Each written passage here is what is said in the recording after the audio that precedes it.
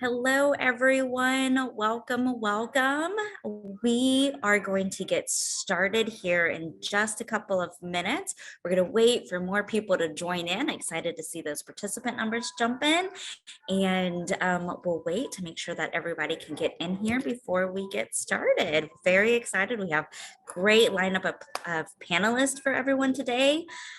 So looking forward to the conversation.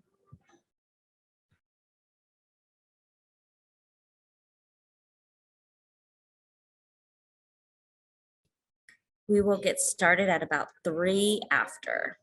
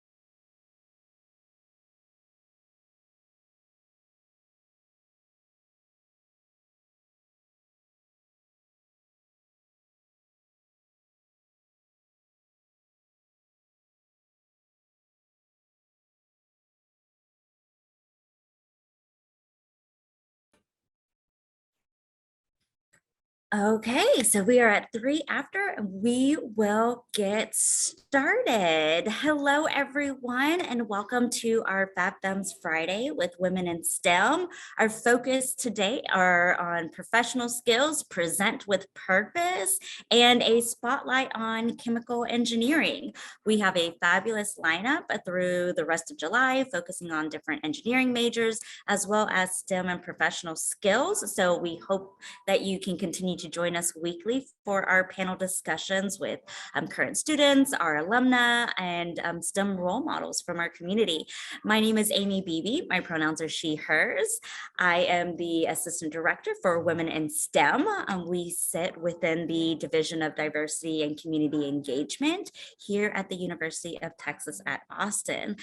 Joining me, we have our fabulous program assistant, ChE, who is helping manage some of the things on the back end, and our other incredible WiSTEM full-time staff member, Robin, who is our outreach program coordinator.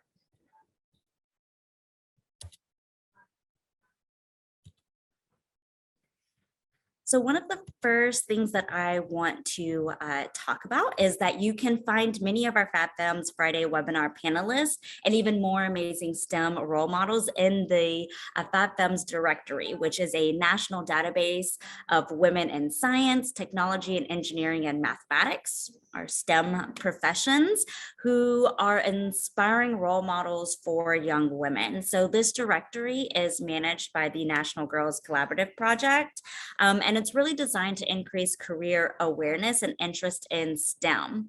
So our role models go in and they create a profile. They indicate how they want to be connected, either just serving as a role model where you can review their profile, see what they do, who they are, but also some are open to connecting with students. So are volunteering at schools, are willing to be connected with email, telephone, etc. So students get in there and search by a keyword or zip code, a field of study that you're interested in, and or field of work that you're interested in. And there are lots of options in there. So I really encourage you to go in there and explore who may be in your area.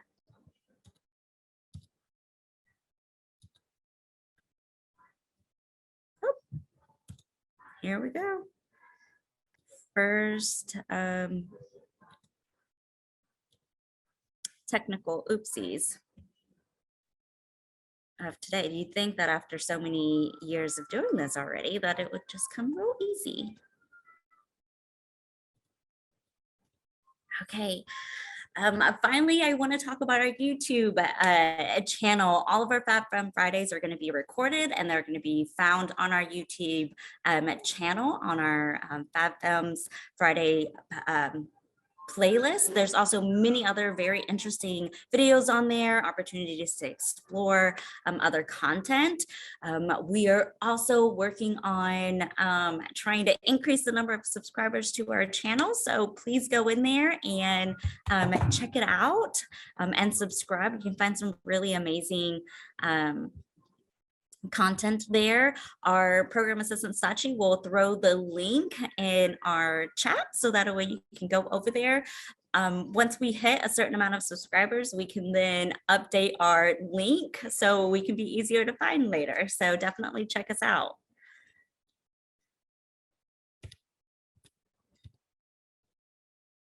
So with that, I want to get started with the core of our presentation here. So our focus being on professional skills, presenting with purpose, and we have our spotlight of chemical engineering here. I'm also excited to give a shout out to Shell for supporting our WiSTEM We at UT summer camps. Thank you, Shell. We have Kate here represented from Shell. She'll have an opportunity to chat a little bit here in a bit.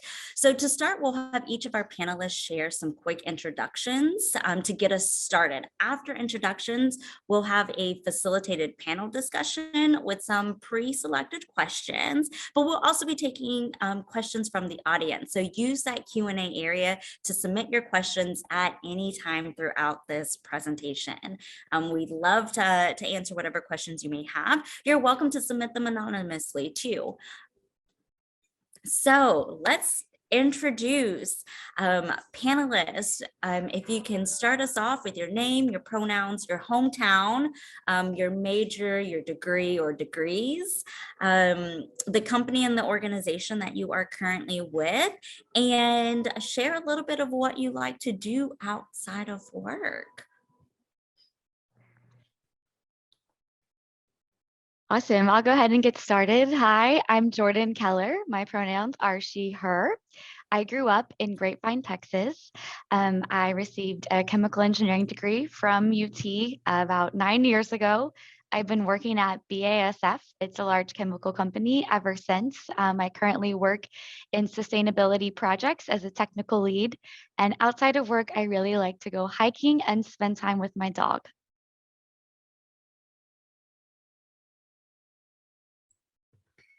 All right, good afternoon, everyone. My name is Mona Setude. I am currently working at a company called CH4. We provide engineering and consulting services, majority to the natural gas industry, as well as the renewable fuels and hoping to march towards a more sustainable future for our planet and our children. I graduated as a chemical engineer just about 22 years ago. I graduated as an engineer in 2000, and after getting a couple of degrees after that, I went back to UT in 2018 and also got my degree or a master's in engineering management. Outside of work, I have two teenage boys, so between baseball practices and marching band season, there's really not much more to do. So I spend most of my free time with my kids' activities.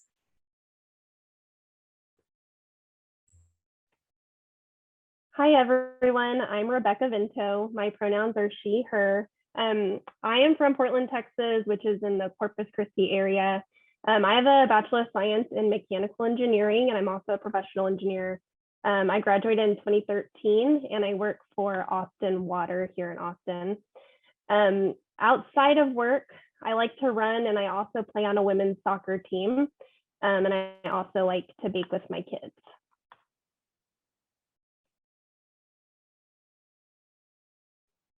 Hi, I'm Kate O'Mara. My pronouns are she, her. I'm from Houston, Texas. I graduated from chemical engineering here at UT in 2010. So I guess it's been about 12 years. I did also graduate with my MBA from Rice University in 2020. So the joke in my family is, am I going to go for a PhD in 2030? And I think I can pretty confidently say I'm done at the MBA. I work for Shell. I've worked for Shell my whole career.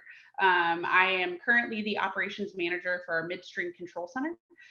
So all of the pipelines that we operate in the entire US, my team is who is in charge of operating them remotely. And outside of work, so I have a 1.5-year-old daughter. So she is certainly a tiny independent woman that came out with an agenda from day one. So she keeps me occupied at all times if I'm not doing work. Hi everyone, I'm Marissa Weschler. My pronouns are she, her. I am born and raised in San Antonio, Texas. I did my bachelor's degree in biomedical engineering at UT San Antonio, and I did my master's and PhD also in biomedical engineering at UT Austin. It's okay to don't worry about it. I actually, now I'm a faculty member at UT San Antonio, so I came back to my alma mater, but my department now is the Department of Biomedical Engineering and Chemical Engineering. So while all my degrees are in biomedical engineering, I've been trained by all chemical engineers, and the work that we do is both biomedical engineering and chemical engineering. Now I teach both biomedical engineers and chemical engineers. Outside of school and work, I don't really consider it work. I call it school. Even now I'm like, I'm at school. I never say I'm at work. But outside of that, I really enjoy hanging out with my family, my husband, my sister. They're my two buddies, and we have 2 dogs and a cat, and I don't know, backwards, 2 cats and a dog, and they keep us quite busy, and they're just fun to hang out with. And I call them my coworkers because they were my coworkers the last 2 years. So anyway, happy to be here. Thank you so much. Awesome. It is great to hear how similar, but also how many different hobbies outside of work there is, and how everybody kind of finds their own little thing that they like to do to decompress and find joy in. As I mentioned earlier, Shell is one of our summer camp corporate partners. They support our high school seniors in their exploration of engineering majors and careers this summer. So starting off with some questions for you, Kate, how did you get into this career path? Can you share a little bit about what that educational and career pathway looked like? Sure. So, gosh, going all the way back to high school. So how did I even get into chemical engineering? So I would say that I happen to have probably 2 of the best AP chemistry teachers on the face of the earth. So really, really loved chemistry. And so when I was starting to think about, okay, well, what do I want to do when I grow up? And thinking about college, I was like, well, I'm really good at math. I really like chemistry. Chemical engineering seems like a really good marriage of the 2. And also did some exploration on the back end of, okay, degree's first step, what would I do after? And when I was in high school, I actually thought I wanted to be a patent lawyer. So I was like, okay, an engineering degree would be a perfect segue into patent law. So started at UT, and then I got my first internship with Shell. And that's when I was like, well, maybe I won't go directly to law school. Maybe I'll take a break and work in industry for a little bit. And so I interned with Shell twice. As I joke, I drank the Kool-Aid early, and I've worked for no other company since. Really felt that I mean, just from a cultural perspective, from just many different things, it was a great company, and I felt like this is where I could start a career. And so but I still didn't write off patent law. I still was like, well, I can go to law school at any time. So let me work for a couple of years, get some good technical background, and then potentially bring that to patent law. Moral of the story, I have not gone to law school yet. And because I really figured out that I could get a lot of fulfillment, and there were job roles and things like that that I just weren't aware of when I was in college that to me were really, really interesting, provided me development. And so decided to stick with staying, staying with Shell. So kind of what my careers looked like from when I started. So when you start at Shell, as an engineer, you do go on a rotational program. It is continuing to evolve. Obviously, for not sure how much people know about the journey that Shell's going on as a globally as a company, but we are no longer, historically we had been an oil and gas company, but truly that's not the future. We're an energy company, because oil and gas is not the only form of energy. It's not also necessarily going to be something that exists the same way it has into the future, but also it's not necessarily the most the best environmental steward of the planet, utilizing those assets. So how do we make them cleaner? How do we get into other cleaner energies, and really just, power the world, in whatever form that may look like. So, so anyway, so back to, I started out in the rotational program at our Deer Park refinery and chemical plant as a process engineer. So it's a pretty typical place to start off as a chemical engineer. One of the things that I always advise students is it's really important to learn what you don't like just as much as what you do like, because that can be just as much of as a valuable input. I did not want to be a process engineer. I could tell you that for my first rotation. I learned that, which it's kind of funny, because that is a very typical career path for a chemical engineer. But I just learned that was not where my passion was. I'd actually done an internship in control systems engineering. And so that's where my next rotation was. And the beauty with Shell is that your first stop may not necessarily be exactly what you had wanted, but after that, your career is really up to you. You are your best advocate. You make relationships. You engage those stakeholders. And so I went to control systems engineering next. Loved it. Absolutely loved it. But I had to kind of decide, do I want to be a subject matter expert in this, or do I want to potentially, broaden out and go into leadership, go into potentially the business side of things? And I knew that about myself, that both of those aspects were important to me.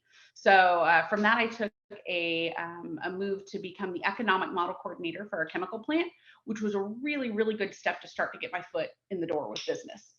Utilized all of the knowledge I had from working in the site. I had to know how the site worked to make sure my model was actually reflecting reality. But then I really started to get involved with, all the nuts and bolts of how we made money. What feedstocks were better if you potentially increased or decreased efficiencies or throughputs or even temperatures on certain things in the units. What does that translate to dollars and cents? And that's really, really important. I'll get to that. That's one of my key tips on presentations. After that, though, I wanted to continue and develop my managerial skills. So from a people leadership perspective, it was always something I had been passionate about. I had done so informally because in addition to my day job, I am also the technical manager for recruiting for Shell for the University of Texas. So my team are the people that are, able to come to events and represent us, go to Expo, or be on Expo virtually, and also, we have the wonderful, wonderful job of also funding programs like the summer camp. So that was something that I had been exposed in an informal manner, but I really wanted to develop myself in a formal manner. So my next job is I was the lab and product quality manager for our Houston lubricants plant, which until I think a couple of years ago was the largest lubricants plant in the world. So it was no small task to make sure that everything that comes out of that plant, either directly to a production line for going straight into a vehicle from GM, Ford, etc., but then also what goes on your shelf and you guys use as a consumer every day. And then also making sure all the certifications are in order and all that. And I led a wonderful team of chemists and associate chemists and lab technicians, and really they taught me a whole lot. From there, I came into beginning of 2020, so excellent time to transition into a new role. I think all of us have had various different exposures to moving to completely virtual. You guys in school, I know, And so I came over here into midstream and became the operations manager for our control center. So so my team is quite expansive. I think there's 50 or so people underneath me. I've got console supervisors, pipeline controllers. And it's once again a really, really great combination of technical, because obviously I'm still going to be a technical approval authority when when issues arise, or also just optimizing our assets day to day. I get to work on some of that longer term stuff of, how can we operate things better? What can be done differently? But then also I get to that people development. I have a wonderful, wonderful team of talented individuals that obviously I would love to keep in my organization for forever. But I think a large hallmark of a good leader is how you develop your people and how many people actually move on, and are able to go progress in their careers. So, and I just found out one of my employees got a job offer this morning. So really, really happy to see that. So yeah, so that's kind of my career and how I got to here.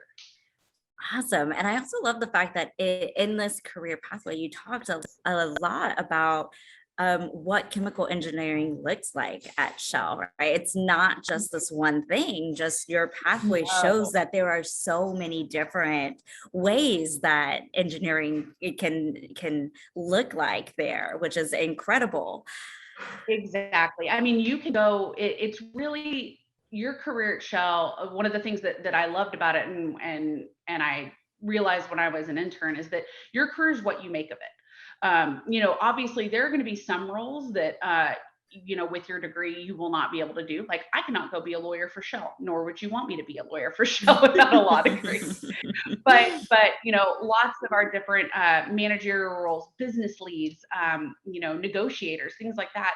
You can kind of make that pathway, and your engineering degree is just the start. It teaches you those absolutely critical thinking skills, how to analyze problems, how to solve problems, and then also some of the more technical aspects of potentially running a hydrocarbon unit, some of the chemical units.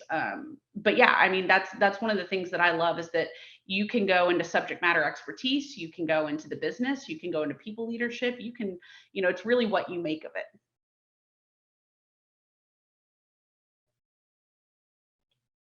Incredible. So to keep us on time, we will shift some more focus on chemical engineering here. And so these questions are going to be for you, Mona and Jordan. Can you share a bit more about how you landed within chemical engineering and your career in this field? Yeah, so, growing up, I have Middle Eastern parents. And growing up, you were either a doctor or an engineer, or you would be nothing at all. And my parents had the view that, as a woman who wants to have a family, if you become a doctor, then you don't have a life. So, just growing up, I always knew it was kind of decided that I would be an engineer, and which is fine because I don't deal with blood very well anyways. But what happened was I started looking at the different fields of engineering, and what became quite apparent to me was chemical and mechanical engineering were the two, and dealing with a lot of other engineering disciplines by design and just based on what we do. It's kind of, especially on the chemical, it's the heart of the entire facility. And not to take away anything from any other discipline, it just, my nature is more, I never wanted a single lane. I wanted something that I could expand from. And I felt that chemical engineering was one that would give me that opportunity. So I went to school. I spent 4 years to get my master's and then another 4, and came out with a doctorate degree. And interestingly enough, I got pregnant the last semester when I was defending my thesis. So I spent about 2 years at home with my kid and got my first job, not really knowing much about anything in the business world, and just happened to have an interview and got accepted with ChE4. That was about 15 years ago now. And it was good enough that I decided to stay. I built a career here from really the ground up. But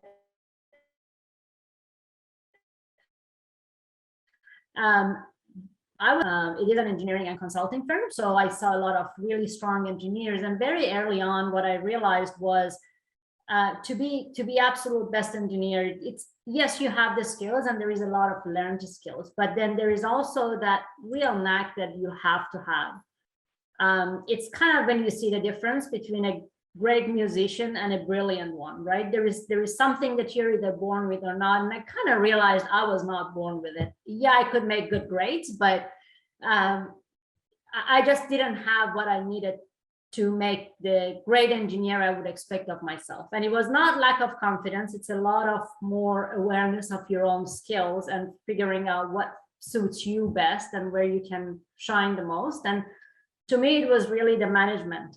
It's managing the project as well as leading people. I felt that I had that to it. So I did have that conversation. I would encourage every young engineer or every young graduate to do that thinking early in their career and have that conversation with your supervisor. So I went to my boss about 6 months after having been in engineering school for 8 years. So within 6 months, I decided I just could not do that for the rest of my career. And I had that conversation with my boss.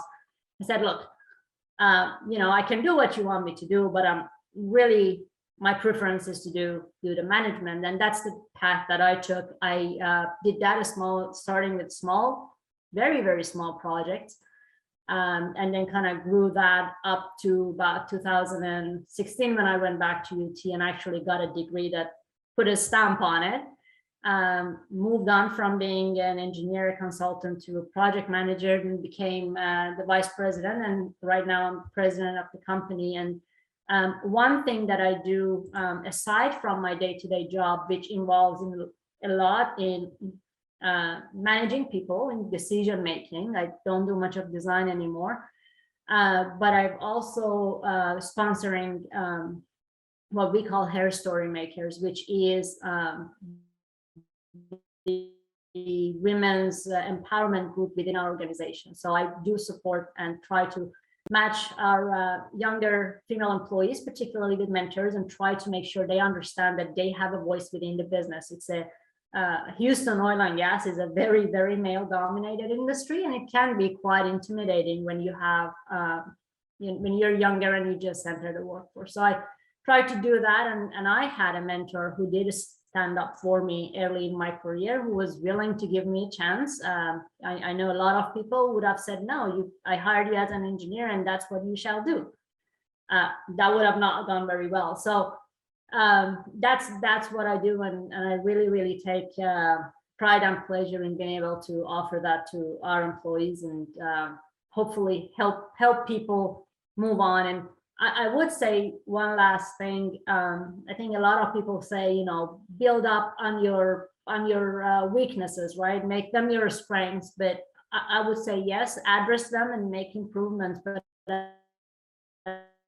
at the end of the day, you're going to shine really where your natural talents are. And as a person, there is nobody that knows where those exactly are than yourself. So go with those, learn everything else that you need, but don't ignore what you're naturally talented in. That's what's going to take you the farthest. Thank you so much, Mona, for sharing that. That is incredible, and talking about that importance of having those mentors and thinking about what are your strengths and what is it that you enjoy and like to do. Thank you so much for that.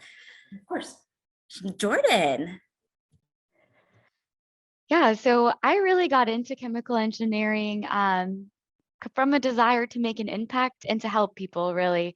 I always knew that I wanted to make a difference, and it is true what they say at UT, what starts here changes the world. I think that chemical engineers have an amazing opportunity to do that, and that's kind of been what's guided me and why I've chosen chemical engineering and what's led me to the work that I'm doing today.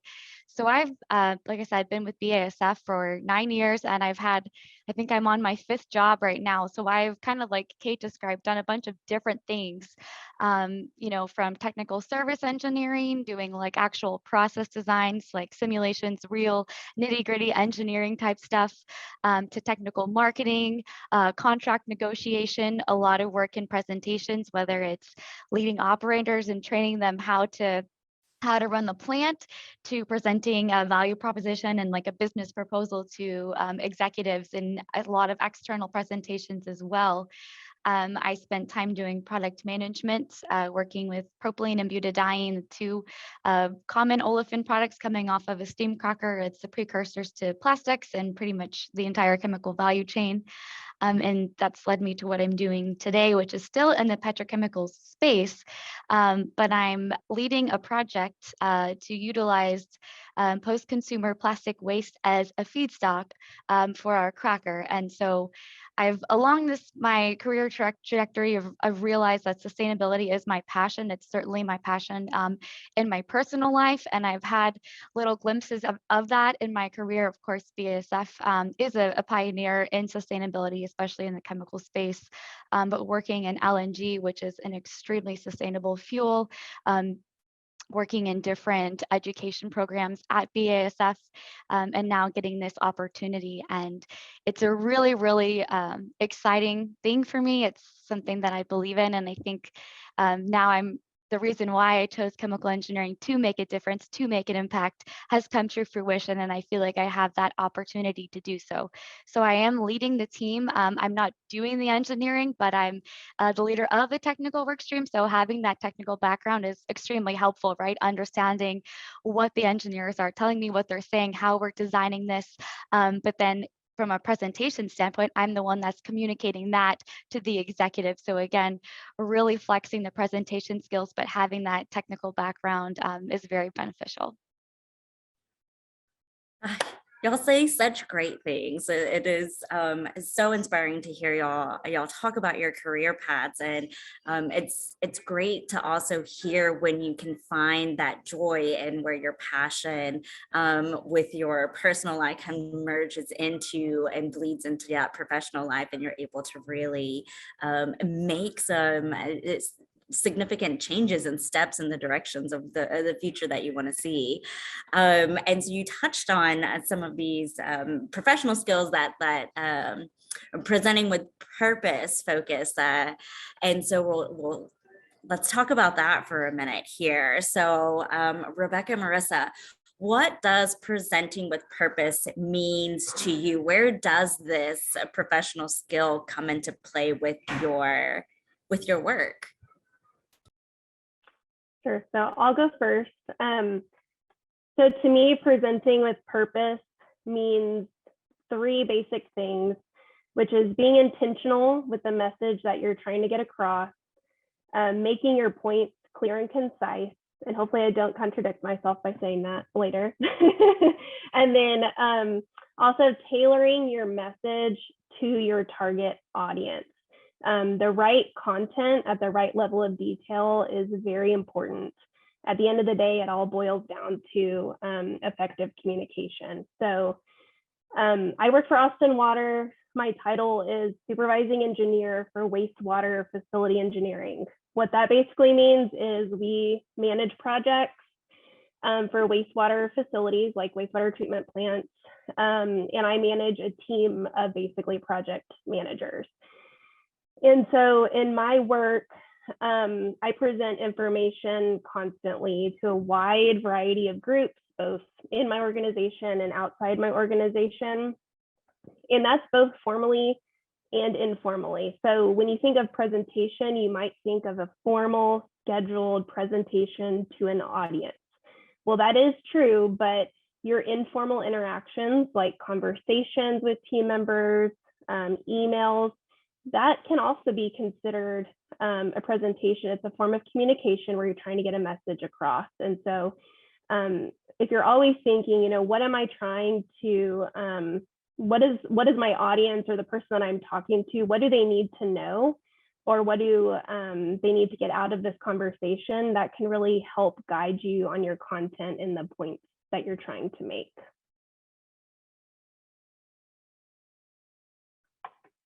I would like to echo what Rebecca said. I couldn't have said it better. Being clear and concise and knowing your audience. So I am an assistant professor at UT San Antonio. I started this position last January, and I present to students I present to other faculty, I present to staff, and I present to our upper administration. And so knowing my audience is going to tailor how I present that information. If I am presenting to the students, I want them to understand specific mechanisms, something that we're doing. So while I'm an engineer, I'm also an educator and I'm also a mentor. And so going back to what everyone said, this is the reason why I chose this career path, to educate students, to mentor the next generation of scientists and engineers. And this, I am presenting myself in front of these students. First and foremost, I'm here for the students as a role model to show where they can be in the future and give them an example of an engineer in academia. They don't have to go into academia, but I want to represent the student population that we serve at UTSA. So, but I couldn't have said it better, being clear and concise, and then just knowing your audience and tailoring that presentation for that purpose. I'm glad that y'all talked about tailoring to different audiences, but how different they can be, and at all different levels, right? All the way from faculty to students, to whether they're, corporate partners or stakeholders, etc. So how did y'all gain this skill, and how did you build on this skill throughout your career path? A little bit of like, where was the starting point and how were you able to kind of get to where you are now, or keep moving forward? So I'll say the first thing is lots of practice.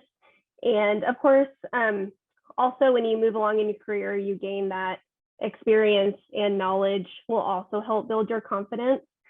But for this group that of students, something that I will say that my mentor has taught me is when you are coming in with not a lot of experience, like you come into the room and look around and everyone has 20 years of experience and you're presenting to that group, that can be very intimidating. And so something that can help you gain confidence right off the bat is don't strive for perfection. Strive for good, solid preparation and practice delivering your message. Make your points, but don't worry too much about knowing everything. And of course, that there's exceptions. There are going to be times where you do truly need to be the expert and know everything.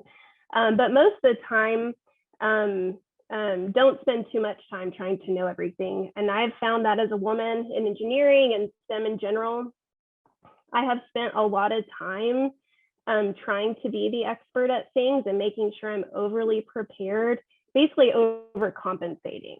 And so that can cause a lot of stress with sometimes not a lot of benefit in most cases. And of course, there's exceptions. But be okay with being prepared enough. And it's okay to say, I don't know, but let me find out and I'll get back to you. Because that gives your audience the confidence that you will go find the right information and follow up with them. And it can be tempting to pull an answer out of your pocket during, you get a question, you don't know the answer. It can be tempting to pull out an answer that may or may not have validity to it, and it can make you look good in the moment. But if you consistently provide inaccurate answers to your audience or your peers, in engineering especially, that can be bad. And so providing accurate information, still timely, but accurate information is way more important than trying to make yourself look good in the moment. And but it's not easy, it's uncomfortable, and most people don't like to admit when they don't know. But over time, as you gain experience and you build that trust with your teams and your audiences, that you really are going to provide that quality information and value that over that instant gratification and making yourself look good in the moment, it'll be normal practice to say, let me get back to you. And so basically, I would say that's kind of like three things, like practice, prepare, and be authentic in your presentations.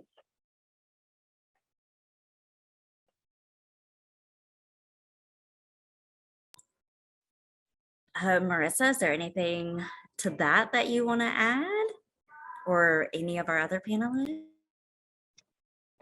I mean, practice is a great one. I think something to add to that could be, I think this goes back to what Mona mentioned, is that if you, for example, if you know presentations are just not your thing, or you just get so nervous, and you take a job where maybe this is a part of your everyday job, and you are willing to work through that, don't be afraid to seek help or guidance in order to help you with that. Find someone that you trust, that can help you with this, because there are ways to help you with this presentation aspect that you may not even know that exist. I will give you a personal example. My sister is a nurse, and she helps patients so much. She works with babies and has to talk to their parents, but she's doing her doctor of nursing practice and hates presenting to her committee. But she really sought help with that presentation skill, and now has learned coping skills, and now has, her certain things that she does before presentations that really help her work through that, where she doesn't get sweaty anymore, or she doesn't get clammy and those things. And just know that there's ways to help you through that. And so you don't have to feel like that with everything that comes. And I think the more that you do it, you'll get comfortable, but also reflect on all the things that you have done up to this point, and know that you are capable of these things. And when you get this first job, you deserve this job and you deserve to be there. But don't be afraid to ask for help when you need help, to give you the confidence to do these presentations and carry yourself well to succeed, to get you to the next level that you need. Yes, thanks for sharing that. It is so important, and it is okay, right? It is okay to ask for help, to recognize when you need it, and then to ask for it. So for our participants that are here, we have a few minutes for any other additional questions. We did see some come in here as well about interning as a high school student. Mona answered for it. Jordan, you're welcome to type in an answer in response to that student as well, from the BASF side of things. If I don't see anything come through, I will just ad-lib it and say, is there anything that we didn't ask, or a question that hasn't popped up that you kind of are sitting on, panelists, that are like, this is one piece of advice, or this is one thing that students should know? Feel free to share it. I know, Mona, you had something I feel like you want to say, and then followed by Kate.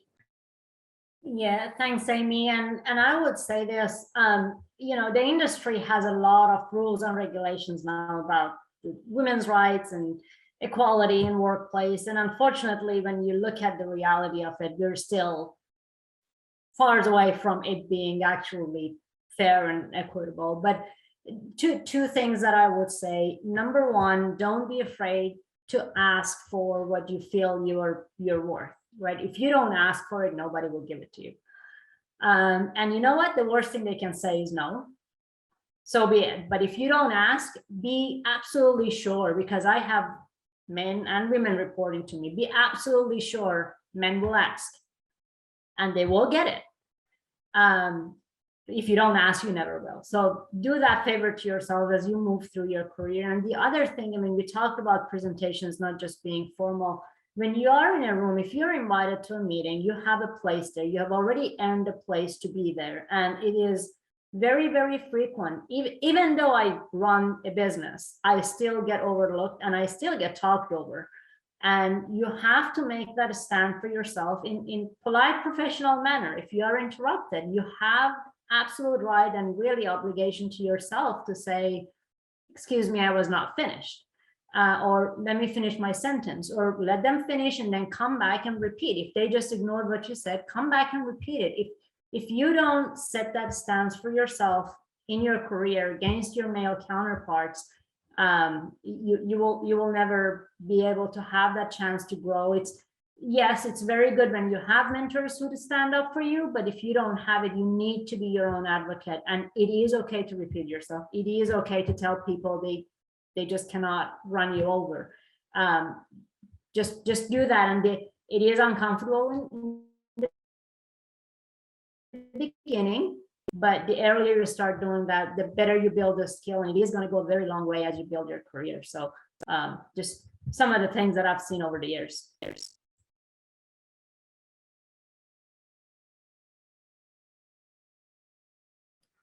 Incredible advice. Thank you for that. Kate?